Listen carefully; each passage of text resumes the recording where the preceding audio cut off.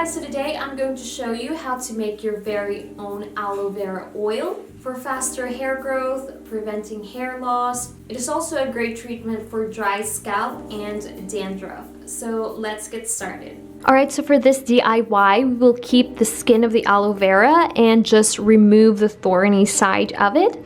And then from there, just slice it thin so that it will be easy to blend it later. So after that, it's going to look somewhat like this.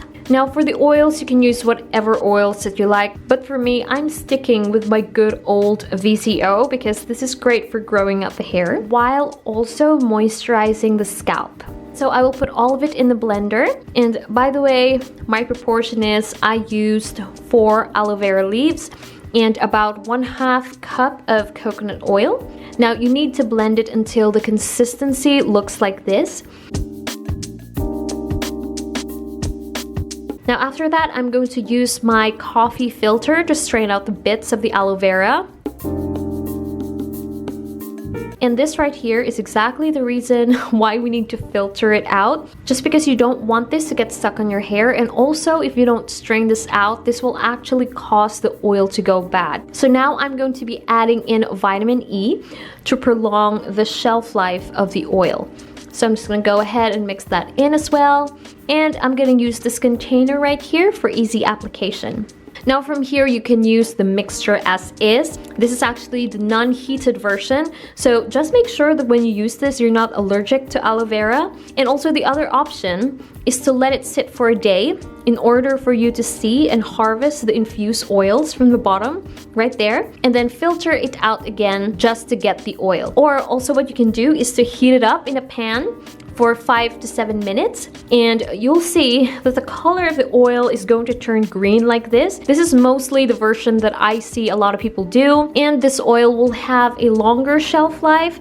It's just that it's heated, which I know some people don't really like. But it's up to you guys which one you'd like to use. Now once again in here, I used the coffee filter to filter out the oil and just let the oil drip.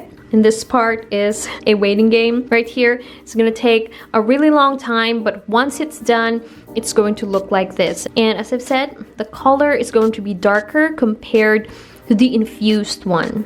Now for the application, I will solely apply it on the scalp and not really all over my hair, since our aim here is for hair growth and healthy scalp. And as you'll notice, I am not drenching my hair with it. I'm just using it sparingly. And also you can apply this on areas to where you want to grow more baby hairs. And after that, I will do a 5-minute scalp massage, and then I will wash it off with my shampoo.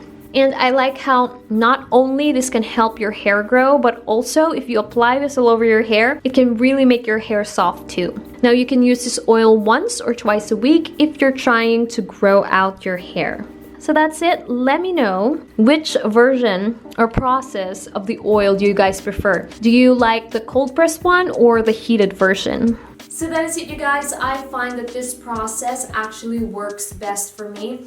I know there are several versions on how you can make this, just because I've been experimenting, and trying different formulations, find and see what works. And the thing about creating all natural products or ingredients, or if you put a fresh fruit or a fresh plant with oils, they will have shorter shelf life. So for me, I find that the shelf life of this aloe vera oil is 1 to 2 weeks max. They won't last long because we're not adding any preservatives. So that's why I highly recommend that you guys don't make a lot and you just make just enough for your hair so it won't go bad. Right, so that's it. If you all like this video, please give this video a thumbs up. And also share it to a friend if you found this content valuable.